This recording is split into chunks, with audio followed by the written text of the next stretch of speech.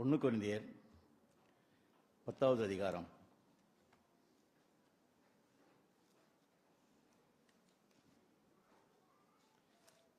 கொரிந்தியர் 10வது அதிகாரம் 3வது வசனத்தை 4வது வசனத்தை நான் வாசிக்கிறேன். எல்லாரும் ஒரே ஞான போஜனத்தை புசித்தார்கள், எல்லாரும் ஒரே ஞான பானத்தை குடித்தார்கள். எப்படியெனில் அவர்களோடு கூட சென்ற ஞான கண்மலையின் தண்ணீரை குடித்தார்கள். அந்த கண்மலை கிறிஸ்துவே. இந்த காலை வேளையிலே தேவனுடைய சமூகத்திலே சபை கூடி ஆராதிக்கிற நாம் ஒவ்வொரு வாரமும் இயேசு கிறிஸ்துவுடைய பாடு மரணங்களை நாம் நினைவு கூர்ந்து அவரை ஆராதிக்கிறோம்.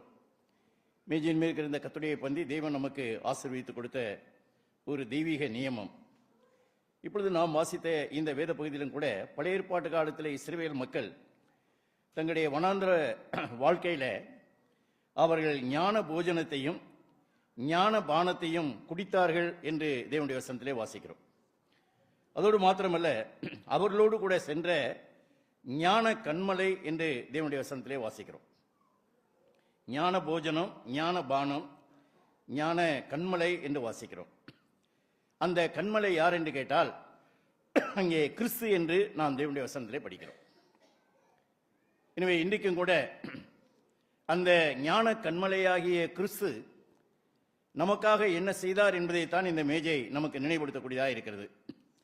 பழைய ஏற்பாட்டிலே இந்த கண்மலையை பற்றி நாம் வாசிக்கிற வேளையில 2 இடங்களிலே நாம் அதை வாசிக்கிறோம். முதலாவதாக யாத்ராமம் 17வது அதிகாரம், அதிலே 6வது வசனத்திலே இஸ்ரவேல் மக்களுடைய அந்த வனாந்திர பிரயாணத்திலே அவர்களுக்கு தண்ணீர் கிடைக்காமல் இருந்த அந்த சமயத்திலே அந்த யாத்ராமம் 17ஆம் அதிகாரம் 6வது வசனத்திலே நாம் வாசிக்கிறோம். அங்கே ஓரேபிலே நான் உனக்கு முன்பாக கண்மலையில் மேல் நிற்பேன், நீ அந்த கண்மலையை அடி, அப்பொழுது ஜனங்கள் குடிக்க அதிலிருந்து தண்ணீர் புறப்படும் என்றார் என்று வாசிக்கிறோம்.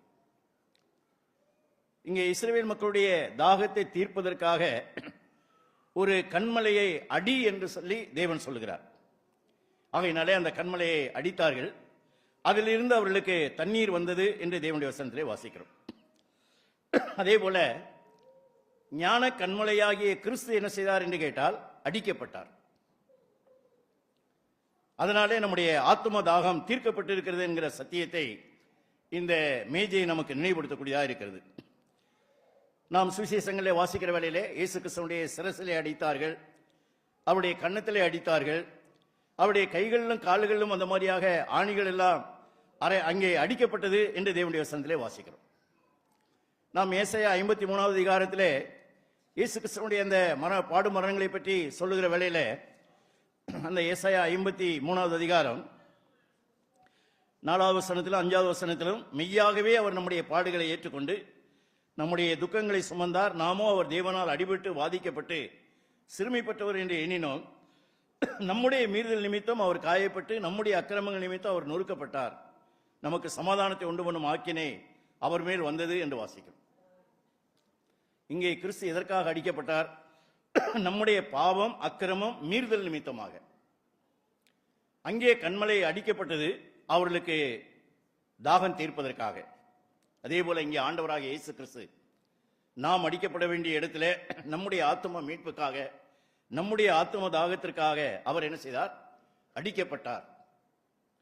அந்த ஞான கண்மலையாகிய கிறிஸ்து அடிக்கப்பட்டபடினாலே இன்றைக்கு நமக்கு பாவ நிவர்த்தி கிடைத்திருக்கிறது.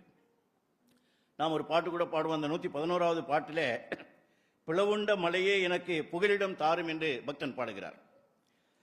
தேவனுடைய சரீரத்திலிருந்து வழிந்த அந்த பாய்ந்த செந்நீர் வெள்ளம் என்னுடைய பாவதோஷங்கள் யாவையும் போக்கினது என்று அவர் அனுபவமாக பாடினது போல நம்முடைய வாழ்க்கையிலும் கூட கிறிஸ்து அடிக்கப்பட்டபடியினாலே இன்றைக்கு நமக்கு பாவ நிவர்த்தி, பாவ விமோசனம் கிடைத்திருக்கிறது என்பதை இந்த மேஜை நினைவுபடுத்துகிறது.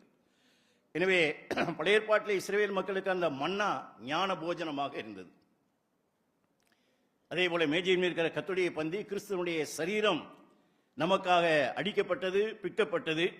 அது நம்முடைய ஆத்ம தாகத்தையும் நம்முடைய ஆத்ம பசியை நிவர்த்தி செய்யக்கூடிய ஒரு ஆவிக்குரிய ஞான போஜனமாக அந்த அப்பம் இருக்கிறது. அதே போல அந்த கண்மலையிலிருந்து அந்த தண்ணீர் அங்கே ஞான பானம் என்று வேதத்திலே வாசிக்கிறோம். எனவே ஆண்டவராக இயேசு கிறிஸ்து சிலுவையிலே தன்னுடைய இரத்தத்தை சிந்தினார். அவருடைய இரத்தம் நமக்கு பாவத்தை மன்னிக்கக்கூடிய ஒரு மெய்யான ஞான பானமாக இருக்கிறது என்பதைத்தான் இது நினைவுபடுத்தக்கூடியதாக இருக்கிறது. எனவே ஞான போஜனம், ஞான பானம், அங்கே அடிக்கப்பட்ட கிறிஸ்து, அடிக்கப்பட்ட கண்மலை என்று நாம் தேவனுடைய வசனத்திலே வாசிக்கிறோம். எனவே இந்த மேஜை ஆண்டவர் நம்முடைய பாவத்தை நிவர்த்தி செய்வதற்காக, நம்முடைய ஆத்மாவிலே ஒரு நிவர்த்தியை உண்டு பண்ணுவதற்காக, அவர் நமக்கு போதுமானவராக இருப்பதற்காக என்ன செய்தார் என்று கேட்டால் அவர் அடிக்கப்பட்டார். எனவே தான் இந்த மேஜையை நமக்கு நினைவுபடுத்துகிறது. இன்னமாக நான் வேதத்தில் வாசிக்கிற வேளையில அந்த யோவான் 6ஆம் அதிகாரம் 35வது வசனத்திலே பாருங்கள். இயேசு அவர்களை நோக்கி, ஜீவ அப்பம் நானே, என்னிடத்தில் வருகிறவன் ஒரு காலம் பசியடையான், என்னிடத்தில் விசுவாசமாய் இருக்கிறவன் ஒரு காலம் தாகம் அடையான் என்று வேதத்தில் வாசிக்கிறோம். இந்த வார்த்தையை பாருங்கள், ஒரு காலம் பசியடையான், ஒரு காலம் தாகம் அடையான் என்று வாசிக்கிறோம்.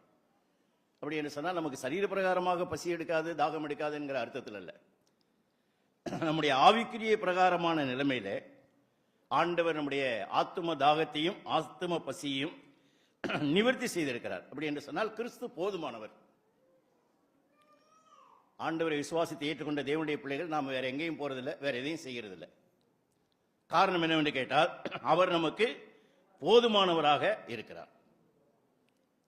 அதே போல நாம் வேதத்திலே வாசிக்கிற வேளையில நீங்கள் அந்த யோவான் 6ஆம் அதிகாரம், யோவான் 4ஆம் அதிகாரத்திலாம் வாசிக்கிற வேளையில நானே ஜீவ அப்பம் என்று ஆண்டவர் சொல்லுகிறார். அதோடு மாத்திரமல்ல, நான் ஜீவ தண்ணீரை உங்களுக்கு கொடுக்கிறேன் என்று அவர் சொல்லுகிறார். அங்கே ஞான போஜனம், ஞான பானம், இங்கே ஜீவ அப்பம், ஜீவ தண்ணீர் என்று வேதத்திலே வாசிக்கிறோம். அக்கிரமத்திலும் பாவத்திலும் செத்து கிடந்த நமக்கு தேவன் ஜீவன் கொடுப்பதற்காக தன்னுடைய ஜீவ சரீரத்தை விட்டார். மாம்சத்தினுடைய உயிர் இரத்தத்தில் இருக்கிறது என்று பைபிளில் படிக்கிறது போல அவர் தன்னுடைய குற்றமில்லாத மாசற்ற அந்த விலையேறப்பட்ட இரத்தத்தை நமக்காக சிந்தி நம்முடைய பாவத்தை நிவர்த்தி செய்திருக்கிறார். இது நம்முடைய வாழ்க்கையில இலவசம். இஸ்ரவேல் மக்களுக்கு அந்த கண்மலையில் இருந்த புறப்பட்ட தண்ணீர் தேவன் செய்த கிரியை, அது இலவசமானது. அதே போல நம்முடைய வாழ்க்கையிலும் கூட நம்முடைய பாவ மன்னிப்பு, பரிசுத்த வாழ்க்கை, தேவனுடைய சமூகத்தில் வருவதற்கு நாம் எந்த விதமான கிரயமும் செலுத்தவில்லை. அடிக்கப்பட்ட அந்த கிறிஸ்துவை நாம் விசுவாசித்தபடினாலே இன்றைக்கு நம்முடைய ஆத்மாவிலே ஒரு திருப்தி இருக்கிறது. பைபிளை நீங்கள் வாசிக்கிற வேளையில 107ஆம் சங்கீதம் 8வது வசனத்தை நீங்கள் வாசிக்கிற வேளையில, கர்த்தர் தவனமுள்ள ஆத்மாவை திருப்தியாக்கி பசியுள்ள ஆத்மாவை நன்மையினால் நிரப்புகிறார் என்று வேதத்திலே வாசிக்கிறோம். தவனமுள்ள ஆத்மா, அதாவது நம்முடைய ஆத்மாவிலே இன்றைக்கு ஒரு திருப்தி இருக்கிறது. ஒரு சரியான ஆண்டவரை நான் அறிந்திருக்கிறேன். ஆண்டவர் எவ்வளவு நல்லவர், ஆண்டவர் எவ்வளவு போதுமானவர் என்பதை நம்முடைய ஆத்மாவிலே இன்றைக்கு ஒரு திருப்தியோடு கூட அவரை பாடுகிறோம், அவரை ஆராதிக்கிறோம், அவருடைய பந்தியிலே பங்கெடுக்கிறோம். அதே போல பசியுள்ள ஆத்மாவை நன்மையினால் நிரப்புகிறார் என்று வாசிக்கிறோம். அந்த வாக்கியத்தை நீங்கள் தியானம் பண்ணுகிற வேளையில ஆத்மாவை கர்த்தர் திருப்தியாக்குகிறார், ஆத்மாவை நன்மையினால் நிரப்புகிறார் என்று நாம் வேதத்திலே வாசிக்கிறோம். அதனால இந்த கர்த்தருடைய பந்தி தேவன் நம்முடைய ஆத்மாவை நன்மையினாலே அந்த மாதிரியாக அவர் திருப்தியாக்கி இருக்கிறார் என்று சொன்னால் மறுபடியும் அவர் நமக்கு போதுமானவர். அவருடைய சிலுவை பலி மனிதனுக்கு நிறைவானது, போதுமானது, இனிமேல் வேற எதுவும் செய்ய வேண்டியதில்லை என்கிறதான அந்த உண்மையை நினைவுபடுத்தக்கூடியதாக இருக்கிறது. இன்னமாக நீங்கள் எரேமியா 31வது அதிகாரம் 25வது வசனத்தை வாசிக்கிற வேளையில, நான் விடாய்த்த ஆத்மாவை சம்பூர்ணமடைய பண்ணி தொய்ந்த ஆத்மாவை நிரப்புகிறவர் என்று வேதத்திலே வாசிக்கிறோம்.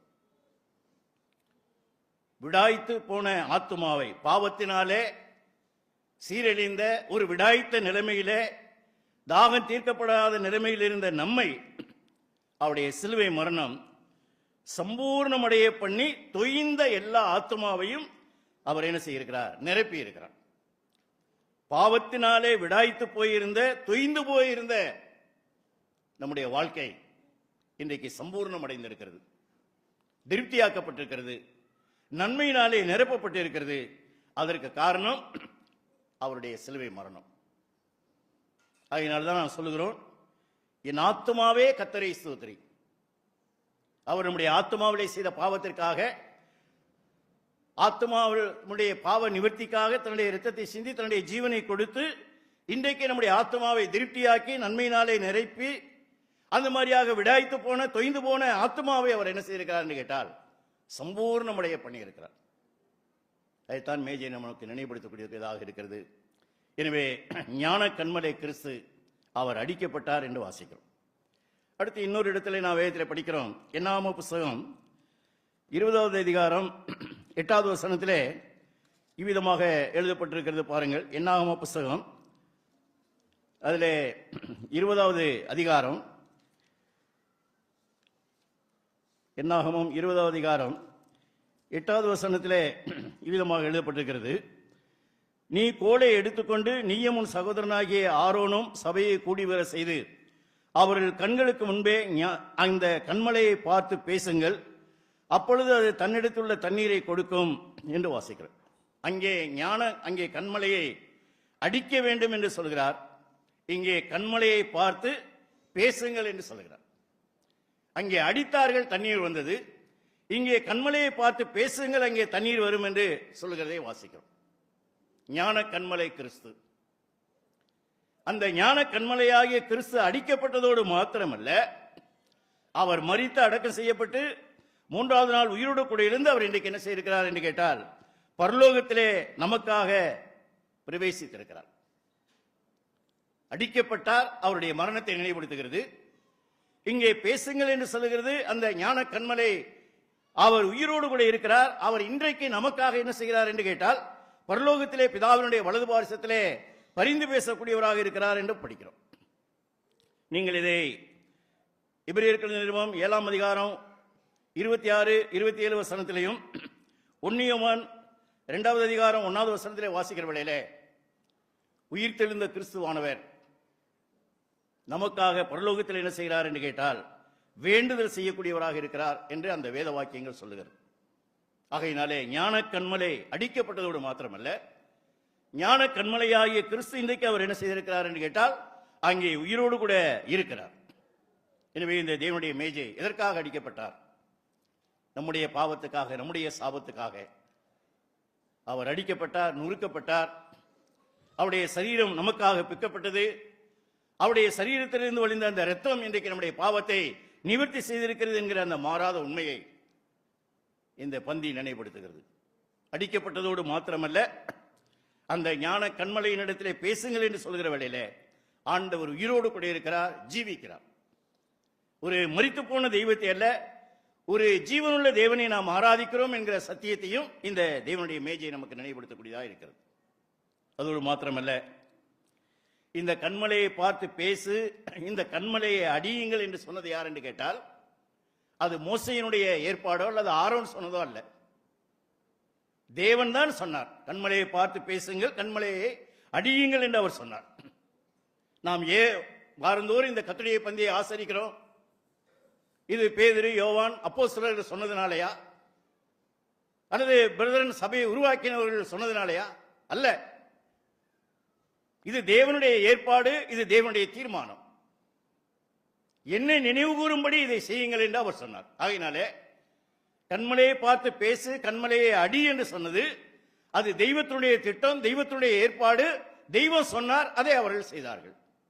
அதே போல நாமும் இன்றைக்கு இந்த அப்பத்திலும் இந்த பாத்திரத்திலும் பானம் பண்ணி அவரை மகிமைப்படுத்துவதனுடைய காரணம் ஆண்டவர் நமக்கு செய்யுங்கள் என்று சொன்னார்.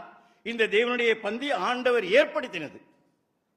ஆகையினாலே தேவன் ஏற்படுத்தின இந்த தெய்வீக நியமத்தை இன்றைக்கு வேத வசனத்தினுடைய அடிப்படையிலே நம்முடைய ஞான கண்மலையாகிய கிறிஸ்து நமக்காக அடிக்கப்பட்டார். நம்முடைய ஞான கண்மலையாகிய கிறிஸ்து ஜீவிக்கிறார். எனவே ஞான போஜனம், ஞான பானம், ஜீவ அப்பம், ஜீவ தண்ணீர் என்று நாம் வாசிக்கிறது போல ஒரு உயிருள்ள தெய்வத்தை ஆராதிக்கிறோம். நமக்கு இருக்கிறதான ஒரு உயிருள்ள நம்பிக்கை இருக்கிறது. ஜீவ மார்க்கத்துக்குள்ளே வந்திருக்கிறோம். ஜீவனுள்ள நம்பிக்கை உண்டு. நாம் ஜீவ அப்பத்திலே என்ன செய்கிறோம்? பங்கெடுக்கிறோம். அங்கே அவருடைய ரத்தம் ஜீவன் உள்ளது. அந்த ரத்தத்தினாலே நம்முடைய பாவம் மன்னிக்கப்பட்டிருக்கிறது என்கிறதான அந்த ஆவிக்குரிய சிந்தையோடு கூட கர்த்தர் நமக்கு ஆசீர்வதித்துக் கொடுத்த இந்த ஆசீர்வாதத்தினுடைய பந்தியிலே பங்கெடுத்து சபையாக நாம் அவருடைய பரிசுத்த நாமத்தை மகிமைப்படுத்துவோம். ஆமென்.